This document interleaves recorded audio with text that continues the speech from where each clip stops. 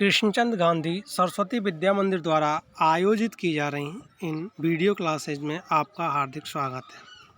पिछली वीडियो में हमने कक्षा 10वीं हिंदी का तृतीय पाठ पद्मलाल पुन्नालाल बख्शी का जीवन परिचय पढ़ा था, जैसे कि आपको स्क्रीन पर प्रदर्शित हो रहा है। आज हम इनके निबंध क्यों लिखूं या क्या लिखूं को पढ़ेंगे। ये निबंध क्या लिखूं एक ललित निबंध है, जिसके विषय प्रतिपादन, प्रस्तुतिकरण एवं भाषा शैली में बख्शी जी के सभी विशेषताएं सन्निविष्ट हैं।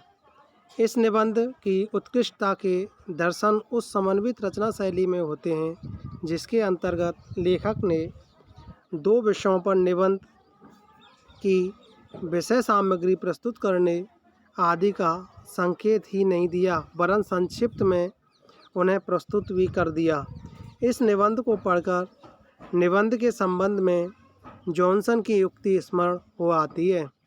निबंध मन का आकस्मिक और उच्छृंखल आवेग है, असंबद्ध और चिंतनहीन बुद्धि विलास मात्र।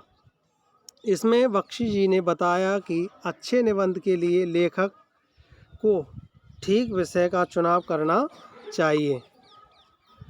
चलो अब इस पाठ को हम पढ़ते हैं। सभी छात्र अपनी पुस्तक खोल लेंगे। लेखक कहता है, आज मुझे आज लिखना ही पड़ेगा। अंग्रेजी के प्रसिद्ध निबंध लेखक ए.जी.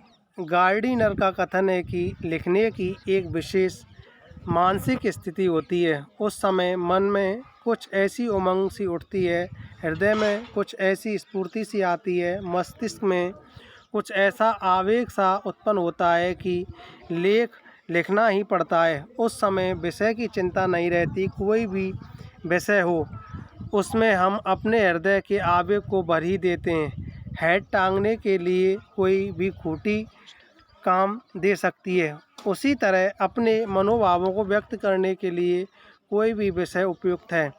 असली वस्तु है हेड, खूंटी नहीं। इसी तरह मन के भाव ही तो यथार्थ वस्तुएं, विषय नहीं। गार्डिनर साहब के इस कथन की यथार्थता में मुझे संदेह नहीं, पर मेरे लिए कठिनता यह है कि मैं उस मानसिक स्थिति का अनुभव ही नहीं किया है, जिसमें भाव अपने आप उत्थित हो जाते हैं। मुझे तो सोचना पड़ता है, चिंता करनी पड़ती है, परिश्रम करना पड़ता है, तब कहीं मैं एक निबंध लिख सकता हूँ। आज मुझे विशेष परिश्रम करना पड़ेगा, क्योंकि मुझे कोई साधारण निबंध नहीं लिखना। आज मुझे अमिता के लिए आदर्श निबंध लिखना होगा। नमिता का आदेश है कि मैं दूर के ढोल सुहावने होते हैं इस विषय पर लिखूं। अमिता का आग्रह है कि मैं समाज सुधार पर लिखूं। ये दोनों ही विषय परीक्षा में आ चुके हैं और उन दोनों पर आदर्श निबंध लिखकर मुझे उन दोनों को निबंध रचना का रहस्य समझाना पड़ेगा। दूर के ढोल सुहावने अवश्य होते हैं, पर क्या वे इतने सुहावने होते हैं कि उन पर 5 पेज लिखे जा सकें? इसी प्रकार समाज सुधार की चर्चा अनादिकाल से लेकर आज तक होती आ रही है, और जिसके संबंध में बड़े बड़े विज्ञों में भी विरोध है, उसको मैं 5 पेज में कैसे लिख दूं? मैंने सोचा कि सबसे पहले निबंध शास्त्र के आचार्यों की सम्मति जान लूं। पहले यह तो समझ लूं कि आदर्श निबंध है क्या और वह कैसे लिखा जाता है, तब फिर मैं भविष्य की चिंता करूंगा। इसलिए मैंने निबंध शास्त्र के कई आचार्यों की रचनाएं देखीं। एक विद्वान का कथन है कि निबंध छोटा होना चाहिए। छोटा निबंध बड़े की अपेक्षा अधिक अच्छा होता है, क्योंकि बड़े निबंध में रचना की सुंदरता नहीं बनी रहती। इस कथन को मान लेने में ही मेरा लाभ है। मुझे छोटा ही निबंध लिखना है, बड़ा नहीं। पर लिखूं कैसे? निबंध शास्त्र के उन्हीं आचार्य महोदय का कथन है कि निबंध के दो प्रधान अंग हैं, सामग्री और शैली। पहले तो मुझे सामग्री एकत्रित करनी होगी, विचार समूह संचित करना होगा। इसके लिए मुझे मनन करना चाहिए। ये तो सच है कि जिसने जिस विषय का अच्छा अध्ययन किया उसके मस्तिष्क में उस विषय के विचार आते हैं। पर यह कौन जानता था कि दूर के ढोल सुहावने पर भी निबंध लिखने की आवश्यकता होगी। यदि यह बात पहले ज्ञात होती तो पुस्तकालय में जाकर इस विषय का अनुसंधान कर लेता, पर अब समय नहीं। मुझे तो यहीं बैठकर 2 घंटे में दो निबंध तैयार कर देने होंगे। यहाँ ना तो विश्वकोश है और ना कोई ऐसा ग्रंथ जिसमें इन विषयों की सामग्री उपलब्ध हो सके। अब तो मुझे अपने ही ज्ञान पर विश्वास कर लिखना होगा। विज्ञों का कथन है कि निबंध लिखने के पहले उसकी रूपरेखा बना लेनी चाहिए। अतएव सबसे पहले मुझे दूर के ढोल सुहावने की रूपरेखा बनानी है। मैं सोच ही नहीं सकता कि इस विषय की कैसी रूपरेखा है। निबंध लिख लेने के बाद मैं उसका सारांश कुछ ही वाक्यों में भले ही लिख दूं, पर निबंध लिखने के पहले उसका सार 5-10 शब्दों में कैसे लिखा जाए। सचमुच हिंदी के सब विज्ञ लेखक पहले से अपने अपने निबंधों के लिए रूपरेखा तैयार कर लेते हैं। एजी गार्डिनर को तो अपने लेखों का शीर्षक बनाने में ही सबसे अधिक कठिनाई होती। उन्होंने लिखा है कि मैं लेख लिखता हूँ और शीर्षक देने का भार अपने मित्र पर छोड़ देता हूँ। उन्होंने ये भी लिखा है कि शेक्सपियर को भी नाटक लिखने में उतनी कठिनाई नहीं हुई होगी जितनी कठिनाई नाटकों के नामकरण में हुई। तभी तो घबराकर नाम न रख सकने के कारण उन्होंने अपने एक नाटक का नाम रखा जैसा तुम चाहो। इसलिए मुझसे तो ये रूपरेखा तैयार नहीं ना होगी। अब मुझे शैली निश्चित करनी है। आचार्य महोदय का कथन है कि भाषा में प्रवाह होना चाहिए। इसके लिए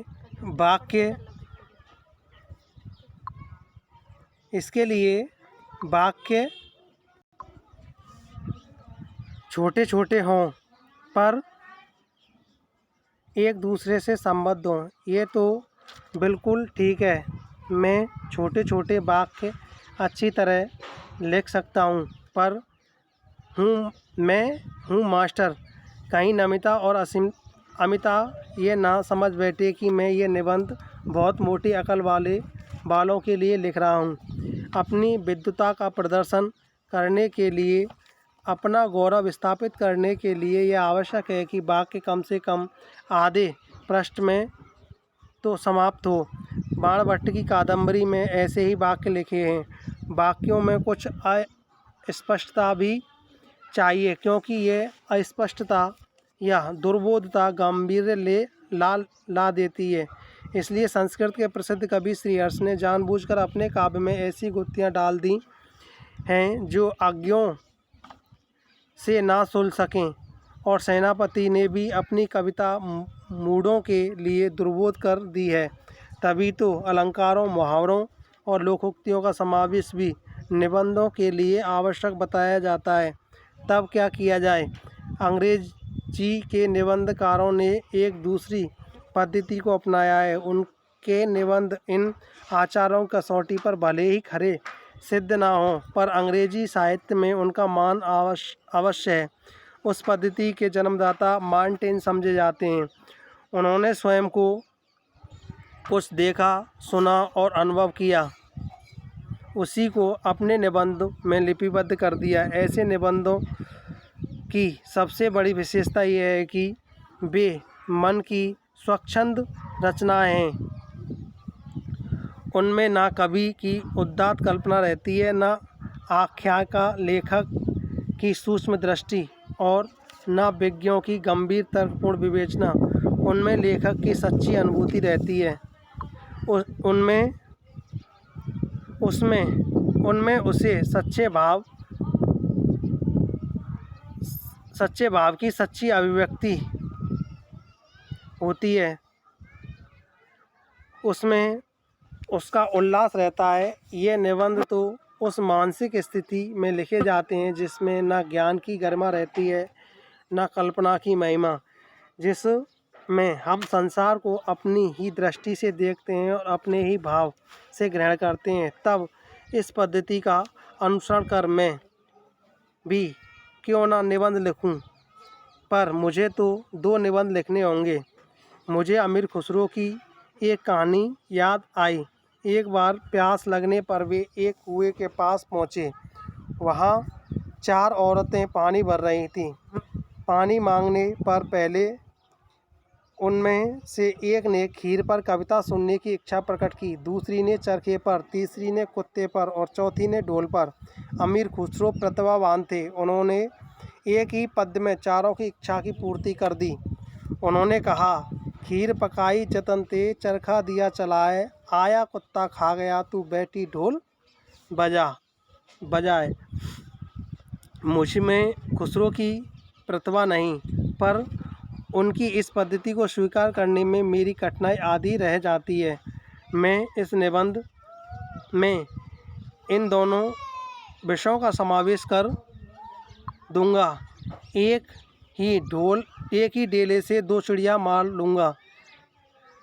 दूर के ढोल सुहावने होते हैं क्योंकि उनकी कर्कशता दूर तक नहीं पहुंचती। जब ढोल के पास बैठे हुए लोगों के कान के पर्दे फटते रहते हैं, तब दूर किसी नदी के तट पर संध्या समय किसी दूसरे के कान में वही शब्द मधुरता का संचार कर देते हैं। ढोल के उन्हीं शब्दों को सुनकर वह अपने हृदय में किसी के विवाह उत्सव का चित्र अंकित कर लेता है। कोलाहल से पूर्ण घर के एक कोने में बैठी हुई किसी लज्जाशील नववधू की कल्पना वह अपने मन में कर लेता है। उस नववधू के प्रेम, उल्लास, संकोच, शंका और विषाद से युक्त हृदय के कंपन ढोल की कर्कश ध्वनि को मधुर बना देते हैं, क्योंकि उसके साथ आनंद का कलरव, उत्साह, आमोद, उत्सव और प्रमोद और प्रेम का संगीत, ये तीनों मिले रहते हैं। तभी उसकी कर्कशता समीपस्थ लोगों को कटु नहीं प्रतीत होती और दूरस्थ लोगों के लिए तो वह अत्यंत मधुर बन जाती है। जो तरुण संसार के जीवन संग्राम से दूर हैं, उन्हें संसार का चित्र बड़ा ही मनमोहक प्रतीत होता है। जो वृद्ध हो गए हैं, जो अपनी बाल्यावस्था और तरुणावस्था से दूर हट गए हैं, उन्हें अपने अतीत काल की स्मृति बड़ी सुखद लगती है और वे अतीत का ही स्वप्न देखते हैं। तरुणों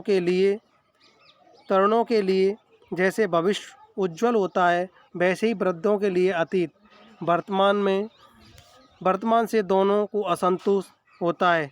तरुण भविष्य को वर्तमान में लाना चाहते हैं और वृद्ध अतीत को खींचकर वर्तमान में देखना चाहते हैं। तरुण क्रांति के समर्थक होते हैं और वृद्ध अतीत गौरव के संरक्षक। इन्हीं दोनों के कारण वर्तमान सदैव क्षुब्ध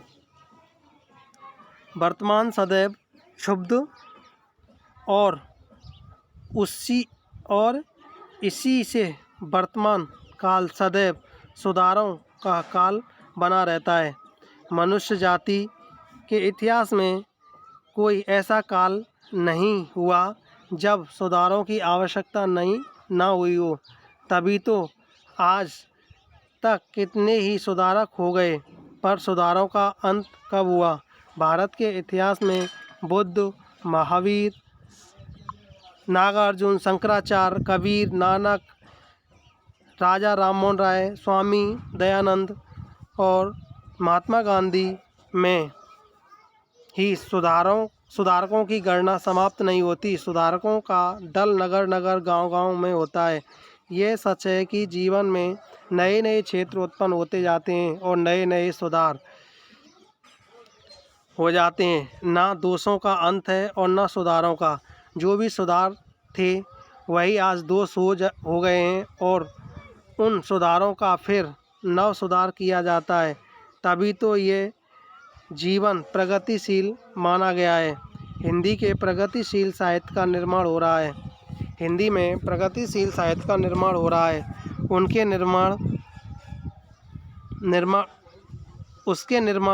निर्माता ये समझ रहे हैं कि उनके साहित्य में भविष्य का गौरव निहित है, पर कुछ ही समय के बाद उनका ये साहित्य भी अतीत का स्मारक हो जाएगा। और आज जो तरुण हैं वही वृद्ध होकर अतीत के गौरव का स्वप्न देखेंगे। उनके स्थान में तरुणों का फिर दूसरा दल आ जाएगा जो भविष्य का स्वप्न देखेगा। दोनों के ही स्वप्न सुखद होते हैं क्योंकि दूर के ढोल सुहावने होते हैं। लेखक पद्मलाल पुन्नालाल बख्शी। इस प्रकार से यह पाठ आपका पूर्ण हुआ। अगली वीडियो में हम अगला पाठ पढ़ेंगे। धन्यवाद।